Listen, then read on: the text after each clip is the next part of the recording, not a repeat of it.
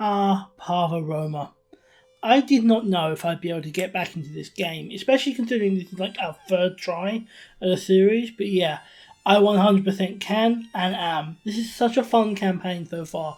We made some mediocre progress. I mean, we've made progress. We're certainly a much larger force than we were. There's still a lot to do and a long way to go, though. After all, we're hardly a Roman Empire, are we? I know what I need to do, though. I want war against the Kingdom of Africa, but they're kind of tough right now. Gaves, though? Well, they're really easy, and they'll help us to combine our African holdings, so we'll go and beat them up instead. We beat them and got, well, half of what we need to, connect them. In fact, we kind of need to just focus on smaller enemies right now, which is also why I head to Spain, expand our holdings there, taking another small kingdom and a chunk of their land. The big foe we really want to take down is the Holy Roman Empire. They control so much of northern Italy that we really do need, so we go for them. That was a mistake. Even calling in our allies, family members, dynasty members, it's just nothing we can do against them. We end up having to reload.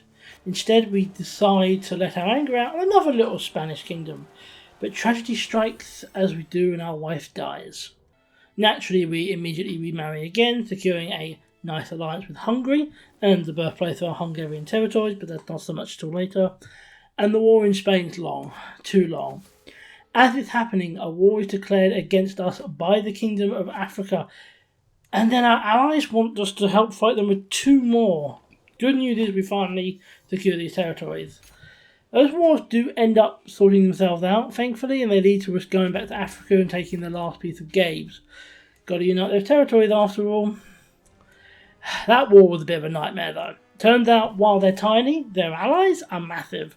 Oh, and to top it off, King Snorlax dies while we're at war. He's replaced by King Zachariah, and do you know what that means? We've got to win our stuff back.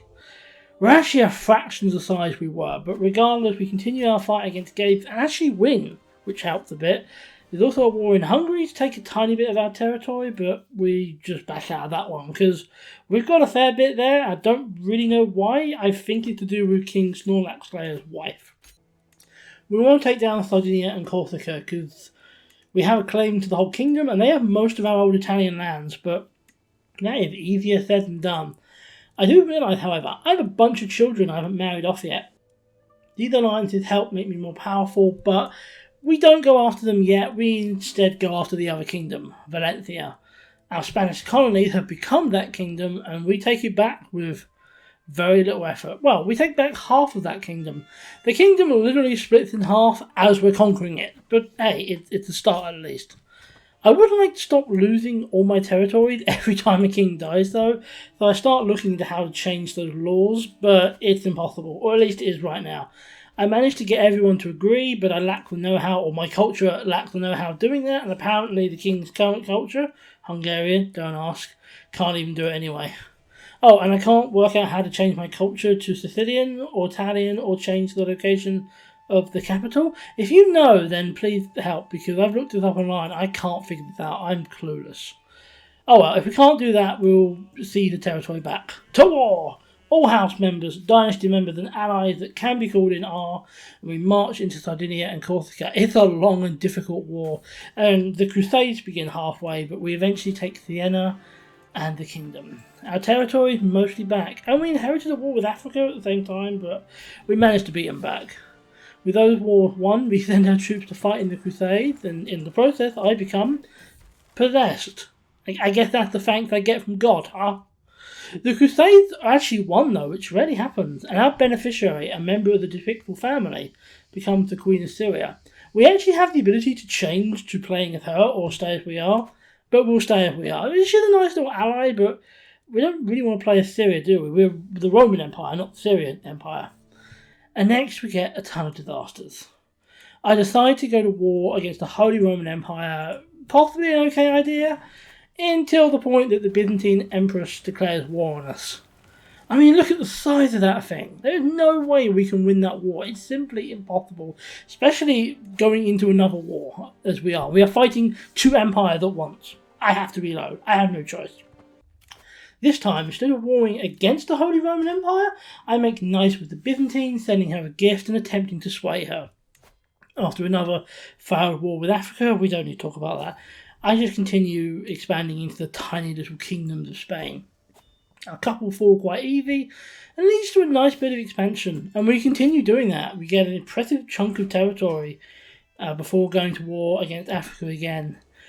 But this time we have some more allies, like the Byzantine Empire. That means the war goes easy, and before long we take their only piece of territory on the Italian mainland. And then we have to deal with an uprising in Spain. Our armies, along with Aragon's armies, make it very easy. Our expansions there continue massively, and we even take down another uprising. At this rate, I'm becoming more of a Spanish emperor than I am an Italian one. We continue our wars with Spain, and we are blessed with a final daughter. And I do mean final, because moments later, King Zachariah died and is replaced by King Andros, later renamed to Christopher.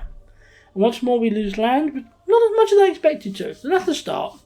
We surrender the Spanish War because, bigger fish to fry, and we then consolidate our position. I was going to take Valencia, but you know what? Instead, let's just deal with the more fucking rebels.